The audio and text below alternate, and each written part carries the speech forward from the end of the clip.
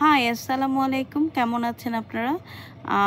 আজকে একটা মজার ভর্তা বা চাটনি যেটাই বলেন শেয়ার করব আপনাদের সাথে ভিডিওর মাধ্যমে। মুখে পানি না এসে থাকতেই পারবে না। এত মজার আনারসের ভর্তা করেছিলাম গতকালকে। আর যার জন্য করেছিলাম সে তো অসম্ভব পছন্দ করেছে ভর্তাটা। আমি ভর্তাটা আনারসটাও ফ্রেশ ছিল, মিষ্টি ছিল আর কিছুটা টকটকও ছিল। এই আনারসটা একদম পারফেক্ট ছিল ভর্তা বানানোর জন্য।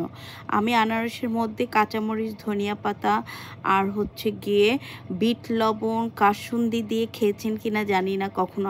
আনারসের ভর্তা করে দেখবেন, খুবই মজা। আর আমি ভিডিওতে যেভাবে দেখেছি সেভাবে যদি বানান আপনি আসলে অসম্ভব মজা হয়, কি বলবো, ভাষায় প্রকাশ করতে পারবো না। সাথে দিয়েছিলাম তেঁতুলের সস আর বিট লবণ বেশি করে দিয়ে কিভাবে মাখিয়েছি দেখেন না ভিডিওটাতে। আমার ভিডিও লোড করার সময় আমার মুখেই পানি চলে আসছিল। যাই হোক, ভিডিওটা দেখে যদি ভালো লাগে সাবস্ক্রাইব করবেন আমার পেজটা। ভালো থাকবেন যে যেখানেই থাকবেন। সবার জন্য দোয়া রইল। আল্লাহ হাফেজ।